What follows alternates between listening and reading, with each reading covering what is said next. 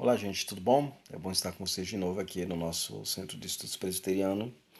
E a nossa aula de hoje ela vai versar sobre um tema bastante importante no nosso curso de Teologia da Reforma. Nós vamos falar sobre os fatores que eclodiram a chamada Reforma Protestante, ok? Meu nome é João França e antes de você fazer alguma coisa, eu gostaria que você se inscrevesse no nosso canal, né? Ativasse as nossas notificações, ativasse o nosso sininho. E na descrição desse vídeo tem uma maneira de como você pode nos ajudar a continuar produzindo os nossos vídeos para o crescimento na graça e no conhecimento do Senhor Jesus.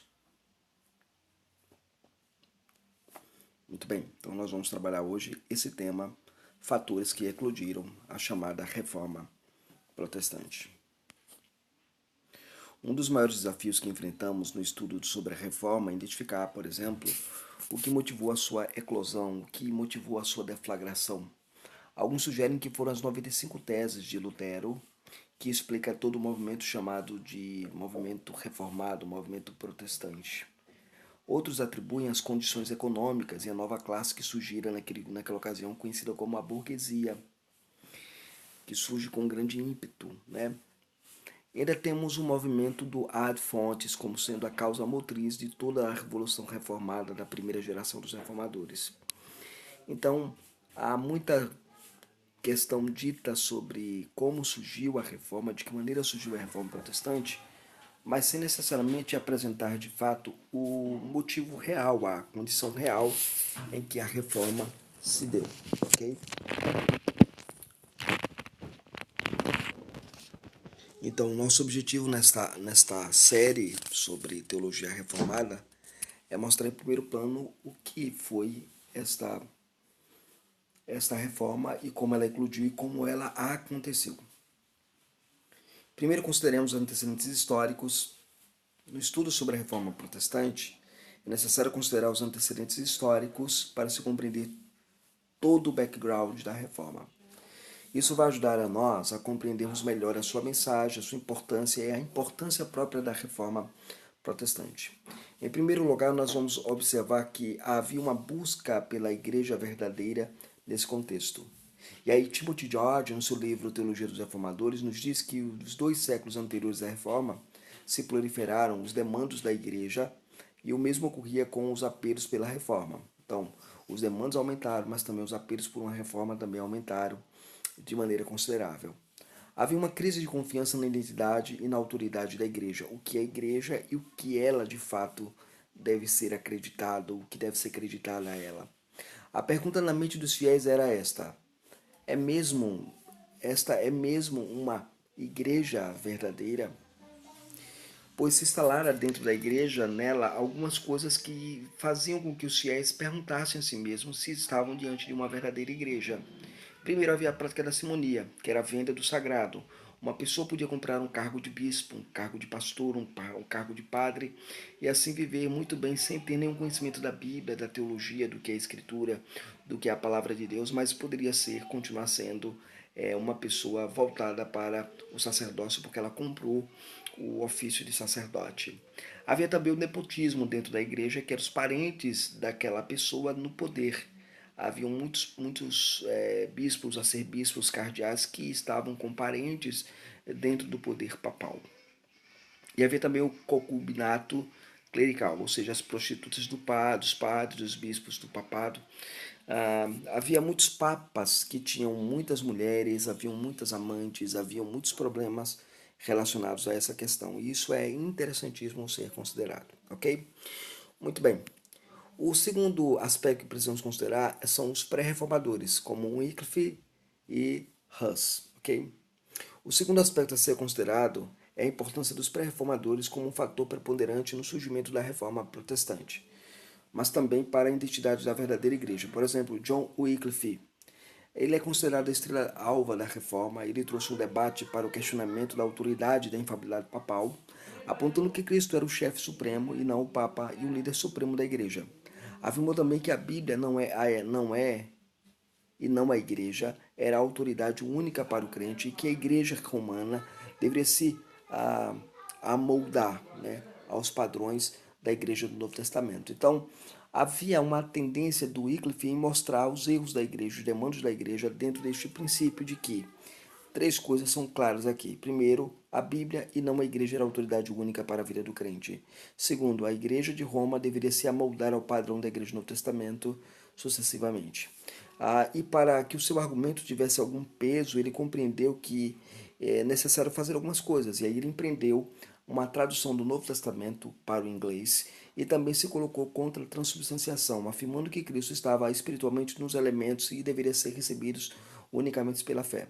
Esta concepção de Wycliffe retirava a noção de salvação mediada pelos sacerdotes, uma vez que os sacerdotes e a igreja tinham o poder de mediar os sacramentos, e os sacramentos eram instrumentos da graça nesse sentido de salvar o pecador. Então, quem tem o poder de salvar era o sacerdote, a igreja organizada era o bispado, era o episcopalismo. Então, este grupo, ele passa a olhar dessa forma, né? O Wycliffe, ele passa a considerar isso como o fundamento da igreja, de que recebeu os elementos pela fé, então tirava da igreja o poder soteriológico de sua eclesiologia.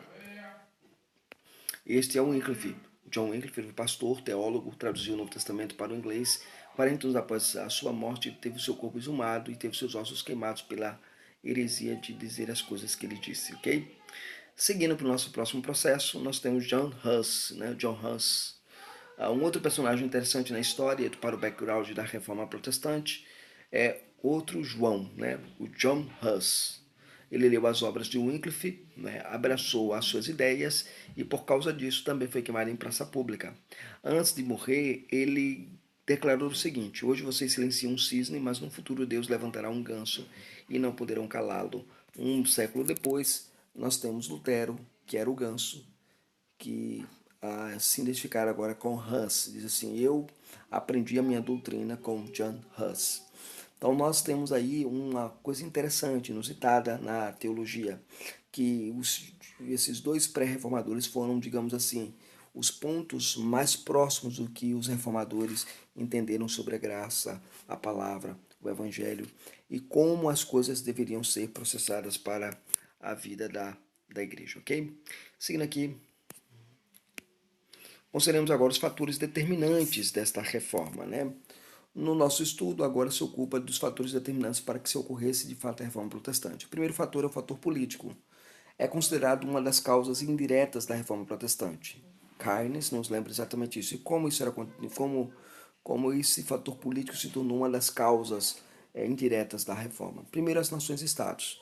As nações não aceitavam mais a ingerência externa de um estrangeiro, ou seja, do Papa, sobre ela, sobre a vida financeira e governamental das mesmas, de cada cidadão. Então, as igrejas livres na Confederação Helvética, por exemplo, entendia que elas deveriam ser autônomas o suficiente e que a igreja das suas nações deveriam estar independentes do papado, e o papado não poderia meter as mãos nas coisas da igreja naquele momento. Então, isso é interessante, é ser ressaltado, ser considerado e ser pontuado. O segundo, considerando o contexto aqui, é a questão econômica. Como cristãos, não seguimos a filosofia marxista para a interpretação da história sob viés econômico, mas não devemos ignorar esta questão, pois um sistema papal que tirava o dinheiro e aborreceu a população da Alemanha, e a frase muito comum naquele contexto era dinheiro alemão para o povo alemão e para a sua igreja alemã. E o sistema de indulgências havia acabado de deixar toda a população mais empobrecida, que provocou ainda mais a ira de Lutero, quando ele afixa as suas 95 teses na Catedral de Wittenberg. O movimento ad fontes e a vida moral dos líderes religiosos da época. Com o surgimento da classe dos intelectuais humanistas, com seu ímpeto de voltar às fontes, conhecido como ad fontes, descobriu-se o texto do Novo Testamento grego. E no estudo deste fato, perceberam a incompatibilidade entre o ensino da Igreja Papal e o Novo Testamento grego.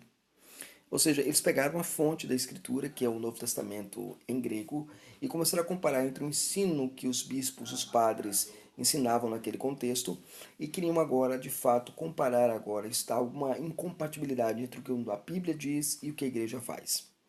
A vida imoral dos sacerdotes receberam um golpe fatal quando os intelectuais obtiveram acesso ao Novo Testamento em sua língua original. Então, quando se começou a estudar as línguas originais, começou a conhecer as línguas em que foram escritos os textos neotestamentários, você percebe que há um ataque direto na igreja papal romana, mostrando a elas a sua incompatibilidade com o ensino neotestamentário. E, por fim, a causa fundamental da reforma. Qual foi a causa fundamental da reforma protestante? Matos declara que a motivação básica da reforma foi religiosa e particularmente teológica ou doutrinária. E aqui, irmãos, Matos lembra isso para nós porque é um fato ignorado, né, na verdade, que a causa fundamental é religiosa e teológica ali na questão da controvérsia existente na igreja nascente na Idade Moderna.